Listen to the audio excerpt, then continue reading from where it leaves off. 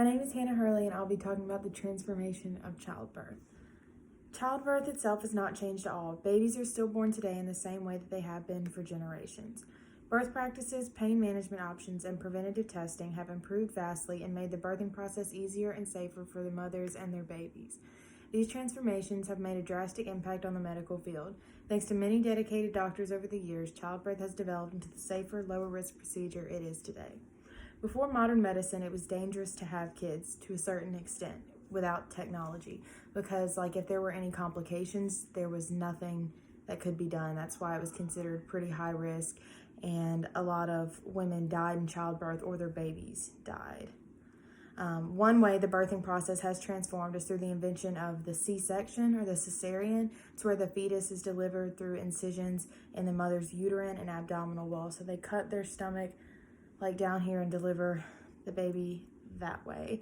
The first written record of a successful one is in the 1500s. A sew welder by the name of Jacob Neufer, his wife couldn't give birth to their child after many days of labor, and 13 midwives tried to come in and help, to no avail. She survived. The doctors gave him permission to perform it on her, the first one ever. So she survived and naturally birthed 5 more children after that. Another technological advancement that we've made is the vacuum extractor, and it's a pump that sticks to the baby's head, and they pump it with their hand, and the suction just grabs him, and they suction up the baby with it. And another one is forceps. They look like little salad tongs, like big tweezers, I guess, and they go on the side of the baby's head, and they just kind of squeeze it and help pull it out. Helps the doctor get a better grip. So these are just a couple ways to help in these situations, especially breech. That's when cesarean is most common. It's when the baby's head isn't at the bottom where it should be. It's more like it can be turned around. So the baby's head is up here instead of down at the bottom near the opening. And technology has also influenced the birthing process with the discovery of safer pain management options. So in 1885, the epidural was introduced. It's a shot in the spine that numbs the lower half of the body. And some people don't like it because they can't even feel when they're pushing, because it literally just numbs everything from the waist down, but some women love it and swear by it. Another thing that they use for pain management is anesthesia, so that just blocks off all the pain. They do this with C-sections, so she can't feel anything from the neck down, so they can do the surgery and everything, and she won't feel it. And they also have prescription strength over-the-counter medications like Tylenol and ibuprofen, of course at a prescription strength, but it's still those same medicines that you can buy, and that's a little more lower risk.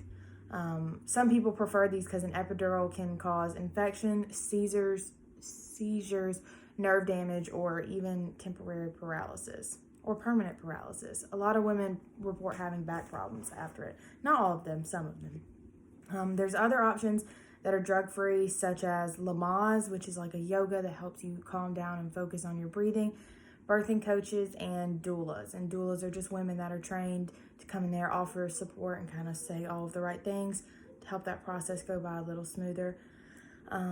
Other technologies that they use that have transformed over time are the ultrasound, and this uses sound waves to determine the heartbeat. You can normally find out the due date and figure out how many babies you're having with that. But some tests can disclose more serious issues such as Down syndrome or a chromosomal abnormality or a condition that might leave the baby with a poor life. The nuchal translucency ultrasound measures the back of the neck for increased fluid or thickening of the fluid in the back of the neck, and this could potentially mean that there will be birth defects.